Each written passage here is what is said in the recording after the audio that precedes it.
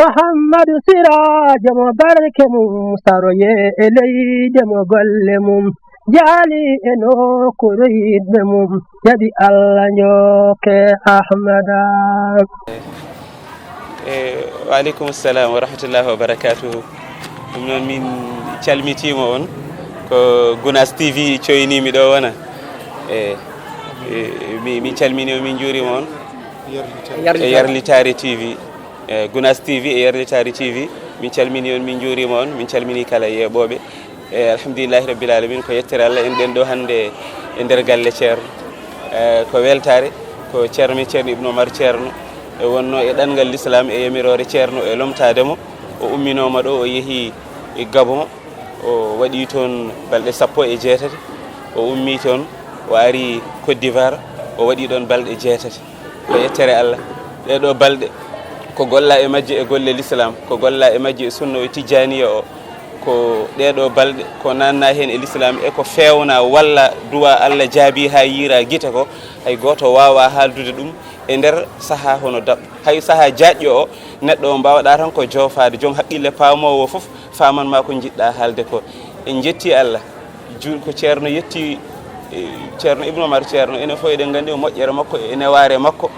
e teddungal makko Ceerno ene wontimo ha timmi ko miñum Ceerno ko almudo Ceerno kono o heɓi Ceerno wontimo ha timmi ɗo Ceerno wontimo ha timmi ɗo omo yiɗi ɓesgu Ceerno fof omo yiɗi julɓe fof kono omo yiɗi ɓesgu Ceerno omo yurmoɓe ha woni so tawi o ummima omo yaha o yaadata tan koye hoore makko kanko tan e hoore makko o yaha sabu teskade mo noon nokkuji ɗi o yahata ɗi toon fof o tawata toon ko hono makko o tawata toon ko ɓesgu makko ko almuɓɓe makko o tawata toon ko hoore makko o ummima ɗo yeehi o woni balɗe ɗe o woni toon ɗe ko nangi toon e tijaniya ko ene heewi teɓ inchallahu Sharif Mawlaya walla Ceerno Ibrahima Wele wasataɓe tongana en ɗum ɗon joni so Allah haaji inchallah woodi natɓe e l'islam woodi waɗaɓe muqaddam aduna o fo dirno maɓe jofano en ɗum o ummi toon o ari kamɓe Alhaji Ali Mbow Sharif Mawlaya e Ceerno Ibrahima Wele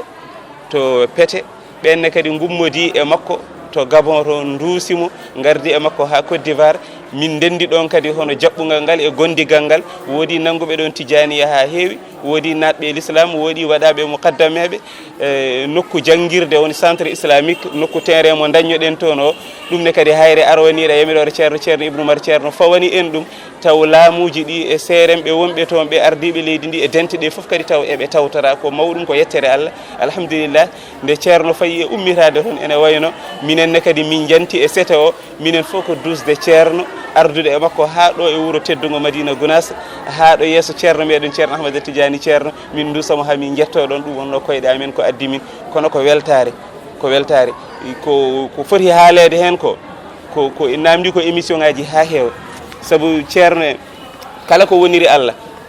joofango tan kala hen joofango woto e nder seconde goto a tawat so yewtama ene ƴetta heure-uji tawa kadi heure-uji ɗi kadi wona eɗi gasa sabu kala ko faati e Allah ɗum wiyete ko fada'u noon mbawɗa tan ko fuɗɗade kono a wawa gaynude kono noon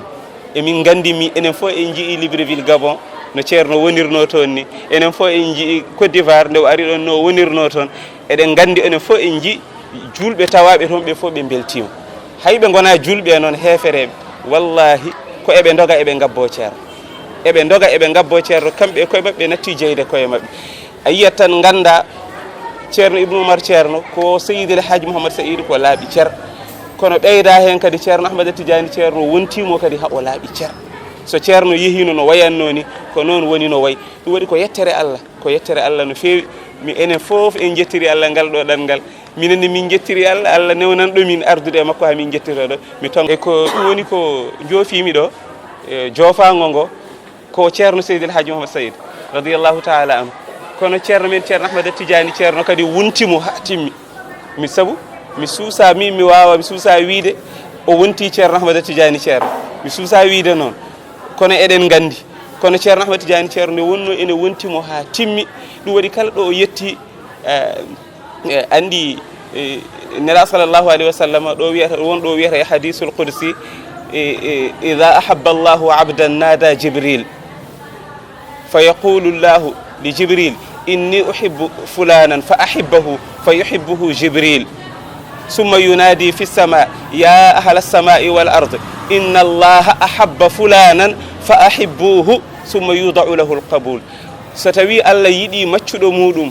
o noddata ko Jibril o wiya Jibril andude min mbeɗa yiɗi maccuɗam kaari yiɗmo an Jibril tan sayyidina Jibril yiɗa on. so sayyidina Jibril yiɗi on o darroto ɗo damal asaman ɗo o ewno e hemoɗon hoɓɓe e leydi e asaman gande de Allah ene yiɗi maccuɗo muɗum kaari onon fof jiɗemo tagore nde fof ala ko wawi hen nde yiɗatmo. so tawi nde yiɗimo noon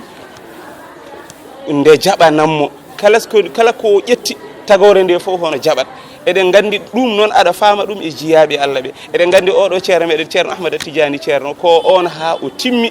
ceerno Ibnu Oumar ceerno ngal ɗo ɗanngal e ngal feeñi hen hay hefereɓe no dogirta gabbomo ni mi haalani haala julɓe a faamat ngal ɗo ɗanngal ko maccuɗo Allah mo ganduɗa Allah ene yiɗi ɗum jaɓi ɗum welama ɗum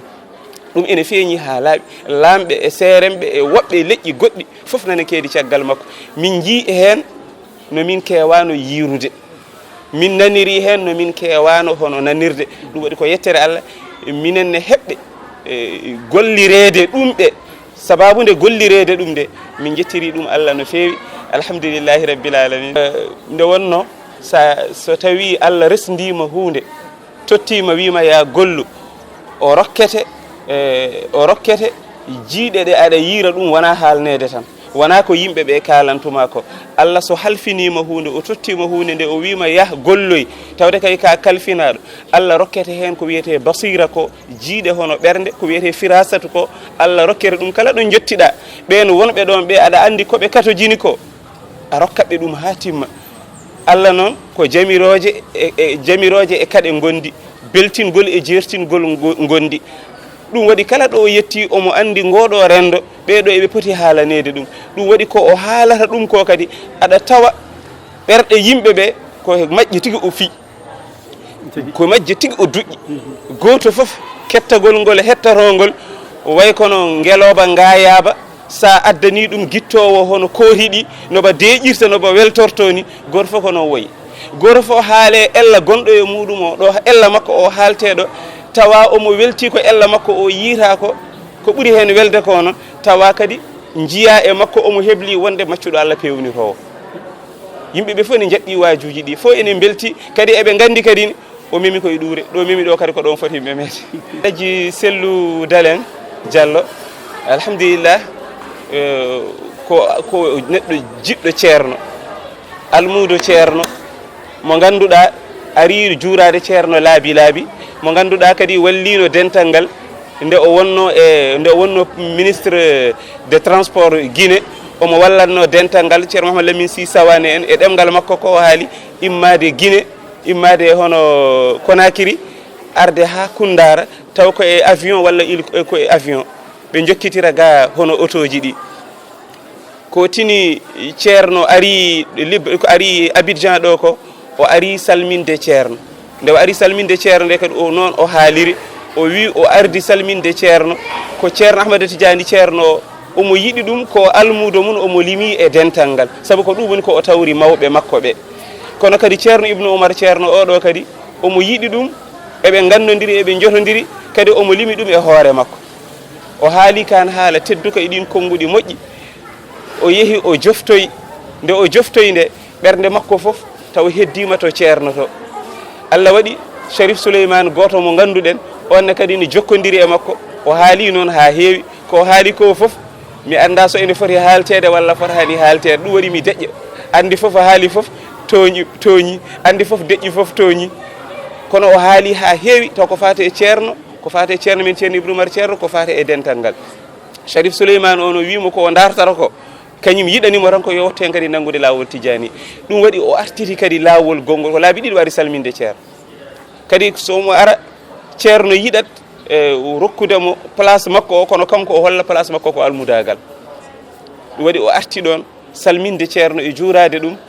e wonde kadi o felliti nanngude laawol Tidianiya kadi Sellou Dalen Diallo o nangi laawol Tidianiya e juuɗe ceerno meɗen ceerno Ibnu Oumar ceerno ɗon ɗo Côte d'Ivoire ɗo. alhamdulillah ko jogiiɗo waawi yobde saɗa jogii aɗa waawi sa yoɓii tan timmat. ceerno men ceerno Ibnu Oumar ceerno yaltini kurus muɗum o wi oɗo ne kurus ko kurus ceerno ahmada tidiani ceerno mi itti meɗe rokkanamo ko ceerno ahmada tidiani ceerno wona min ko ceerno ahmada tidiani ceerno itti oɗo kurus o rokkuma an sellu ya wirdir kurus o alhamdulillah eɗen gandi kanko alaji sellu ko jiɗaɗo yiɗede kam eɗen gandi ko jiɗaɗo omo yiɗa kadi sa yimo tan a andat yidde l'islam o yidde sunna o yidde tidiani o kono kadi yidde ceerno e dental ngal ɗum ene e makko yidde ko woni ko kadi ɗum ene e makko heddi tan so jingi o ari enen fof janten ceerno e duwanademo yo Allah rokkuma ko dartata ko eɗen mbiya assalamu aleykum wa rahmatullahi wa barakatuhu eɗen barkinorone kadi konnguɗi ceerno wiide alhamdulillahi rabbil alamin alhamdulillahi rabbil alamin alhamdulillahi rabbil alamin kamɓe gandi koɓe paandi e jettugol Allah yettirde ni Allah oɗo sifa en barkinorima e oɗo sifa yettirde ni Allah en jettani ceerno Allah ko ceerno waynino en ko ceerno yano ko ceerno ne kadi tawaya ɗum ko jettugol Allah no feewi holko ceerno waynino en ko ceerno Ahmad Tidiani wayni ko ceerno Ahmad Tidiani ne kadi yeehi ko ceerno Ahmad Tidiani kadi tawa toon ko kanko kadi arti ko kanko tawtaɗo wonno fof ko kanko nde Allah addi ceerno Ibnu to leydi Libreville Gabon ko le 11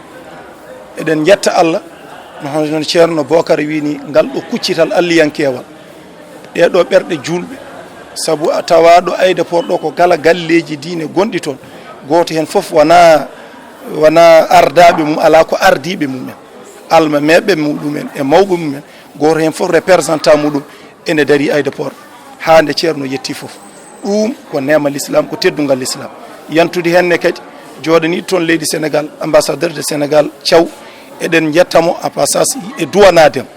darde makko timmude darde makko tinde ko almudo Seydi Alhaji Malick gonga ko men o jeeya kono kadi daranademo ɗum Allah waɗi nde ceerno yetti no mbiɗen ni dendagal delte julɓe ɓe to banggue talɓe to banggue murte fof en jaaduɗen e makko ha o yetti galle jaatigui makko fa lillahi alhamdu a ɗeɓata wawde haalde ko yiya toon e kawisaji e moƴƴere e kuccital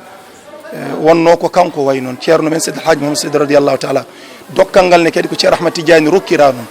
ceerno Ibnu Oumar rokkamo e nder dokkal makko ngal wayno wayni jiiruɗen no jiiruɗen ni ɗum waɗi no ceerno Bocar wini gila ceerno yetti ha no gartirɗen ɗo ni a wawa wiide ko nde oɗo heure mo yimɓe ceertata yimɓe gila nde o yalti tisbar ha 1 heure de matin ko e yimɓe hakkude gollodirteɓe e juurodirteɓe e salmodirteɓe e fof fa lillahi alhamdu o waɗi Gabon fodde aljumaji ɗiɗi kono noon o ɓenni to meeɗa yaade wuro nan toon ne wiye Franceville wuro nan toon ne wiye Monda ɗeɗo fodde koɓe garat toon ko foof ɓe kewi yaade ko Port-Gentil kanko ceerno nammi omo wiya ɓerdam nde ne ɓuuɓi ko garmi ga ko kamɓene wonɓe toon ɓe eɗen jettira Allah gila gimmiɗen toon ha ɗo gonɗen ɗo e Madina eɓe nodda téléphone eɓe kolla hayɓe jeeyaka e mabɓe ne mbiya oɗo jeeyaɗo Allah holi kañum ha holi kanko ko kanko enen kam eɗen gandi holi kanko ko kanko ɗum waɗi wayno wayni fodde ko jaggiti janiya ɗum ma ceerno Ibrahima Wele mo ganduɗa ko guiɗo ko sehil ko musidɗo ko almudo ceerno ko petenajo enen gondi e makko toon o arino Daka o wondiniɗo ceerno ɗo hooti Libreville o arti kadi 12 ceerno e 7 garɗo ɗo dariɗen ɗo dardiɗen koye mawɗo meɗen Baba Alhaji Ali Mbo mo ganduɗa koye ardiɓe Madina naɓe o jee enen fof gardi ɗum ɗon fof noon kala ko heɓa hen ala ko jiɗangol mabɓe e meɗen kamɓe jeeɗi en ɗum kamɓe jiiɗen en moƴƴere nde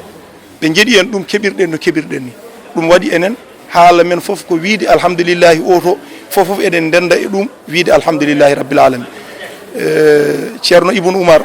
eɗen gandimo enen gondi e makko ɗo kono ngol ɗo lawol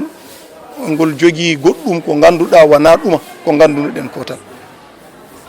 ngol jogui goɗɗum ko wona ɗuma no ceerno Bocar wiri ɗum noon ko leydi Côte d'Ivoire leydi Gabon foof to banggue yimɓe ɓe ganduɗa gara mbiyami ko min ɗum ɗoji min gana julɓe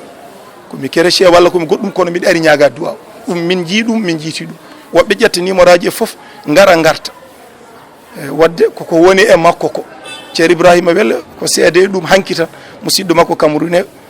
ko kefeero noddimo wi enen salmina ceerno aɗa andi kam oɗo ɓerde muɗum no rewi oɗo jiyaɗo Allah en kalani noon julɓe tawaɓe to ɓe ganduɗa Allah ne waɗi e ɓerɗe mumen limani billahi enen gandi ko poti yidde ɓen kay en kalata ɗumen eɗen ɓuri yettude Allah kadi mawɓe men tawaɓe to Gabo en mbawsata haalde ɓe Allah joƴƴini toon e yamirore ceerno Ahmadou Oumar Sy to Dabiya, ceerno Oumar Kane en e Chérif Abdoul Qadir mo Chérif Abba Thiankon, ceerno Bocar Tall to galle meɗen Talɓe, ko noonne kadi galle men Nioro to banggue Mali, galle ceerno Abdoul Wahab maɓɓe nan toon, ceerno Nassour e woɓɓe e juma meɗen Luwi dente ɗen ɗon fof oɗo koye alma meɓe toon jeeya. Kono ala kulli halin ko jinnoɗen haalde ko ceerno Bocar presque waɗani en ɗum résumé ko yettugol Allah tan, ganden laawol ngol ko ngol dokkal Allah, ko ngol jeeɗu men enen fof, ko ngel jeeɗu l'islam, ko ngel jeeɗu tijaniya, ko ngel jeeɗu julɓe, kono ko jeeɗu aduna o. Minen kam min gandi o yaano ko udditoyde ko uddino toon ko, o yaano ko faaboyade famninoɓe ɓe, sabu tawa yimɓe ko ene kuli, ene paayi, ene jogii ɗum ɗoji e fof, kono nde Allah addi mo eɗen jettira Allah wonko tawa toon ɗum Allah darnu ɗum ha yimmi to min jiyani ɗum min nanani ɗum ko barke. Kanko ceerno nanɗen omo haala kanko ceeri o wi so neɗɗo ene wiya barke anda o wi ko o heɓani barke walla o anda ko woni barke, so neɗɗo yawi barke ɗum waɗi kamɓe koɓe barke ɓolo kala ɗo ɓe jetti on barke heddoto e nokku he. ɗum noon en jetti Allah no fewi. Babal Hadji Ali Mbow nanɗo Cheikh Ibrahima Wele to banggue Gabo ɗiɗo naati toon l'islam. Gabo ɗiɗo naati l'islam, jagguɓe laawol tijaniya ngol 103 jagguɓe laawol Cheikhana Ahmada Tidiani e goto mo ganduɗa janggo fotata yettade ɗo o ari e yeeso ceerno ko taƴƴo biye ko Gabo najo jeeya ko wuuro no wiye Franceville, omo wondi toon e Madina najo, ɗum ne kadi ko foti haalede no way foof, ko jikku moƴƴo tagui ɗum. suko mo wondi Madina najo o omo ara e bitique mum eɓe gondi gondigal moƴƴal, so ari omo yiya Daka e télé muɗum, o yi hen ceerno, o wela ceerno, o yiɗi ceerno, o yi mbiɗa yiɗi ɓeɗo, o felliti wonde so tawi heeɓi conseil e nder golle makko omo taƴa biye omo ara ha Madina addanamo ko nadde l'islam. O yettima Dakar hanki janggo ɓe potata arde ɗo, nde ɓe gari haɓe jetti yeeso ceerno Ibnu wi anniya ma o yettinoy ɗum, o wi min woni ceerno Ahmad Tidiani, kala ko gollumi koye golle makko min woni kanko woni min, kono noon fofo e wade noon anniya o ya yettinoy ɗum toon ko Allah yeɗanma toon ko beele aɗa daña ɗum, on ne ko hen caggal jagguɓe toon ɓe ko duwar ne kadi ko noon 9 to Gabo to won gardinaɗo goto, to Côte d'Ivoire to won ardinaɓe to banggue lawol ngol fodde nayo. ɗum ɗo ko jettugol Allah no fewi. Fofof so tawi rendi aɗa wawi wide woni 159 taw ko jagguɓe ɓe, caggal waɗaɓe ardinaɓe gona joyo, tuɓɓe ɓe gona 3, e Côte d'Ivoire ko goto, Gabo ko 2. ɗum waɗi eɗen jetta Allah no fewi. ɗum ɗo Gabo watti toon ko balɗe 17 ñande jeerata nde imma toon. Franceville e woɗɗude toon kam waɗa ko par avion no nokkuji ɗi goɗɗi kadi kamɓene ɓe bennani bennanogol ceekugol aɗa, ɓe mbi kala no waɗete eɓe jiɗi tan yo ceerno ar. Ceerno wi ko gueɗal mon, ko jeɗɗu mon, kono minnene mi yetti Allah, onon wonɓe sababu adduɓe mi ɗo ha mi sujjaniɗo Allah, janggo ma ɗo seeɗa wonde mi sujjani Allah e ɗiɗo nokkuji. ɗum ne kadi ko gueɗal e goɗɗum ko ganduɗa ɗum wawata yaltude e ɓerɗe sabu a ɗeɓata wawde haalde ɗum sabu no ɗum heewirini, e kono noon heewani koto Allah subhanahu wa taala toon fofof koko timmi. ɗum waɗi en jetti Allah no feewi, en juuli e nelaɗo Allah sallllahu alayhi wa sallam, en jettina kadi wondaɓe ɓe. Babal Hadji Ali Mbow kanko ceerno Bocar e Cheikh Ibrahima wondinade ceerno ha yettoɗo, noon mbiɗen ceerno mbiɗen omo yiɗani en tan moƴƴere, sabu wondude e mabɓe so tawi a renaki tan a ronkat andude omo yiɗi omo yinno. ɗum noon assalamu aleykum wa rahmatullahi wa barakatuh. Muhammadu Sirajo mo barke mum saroye e leyde mo golle mum jaali e nokkuure yidɓe mum jaɓi Allah njoke Ahmada.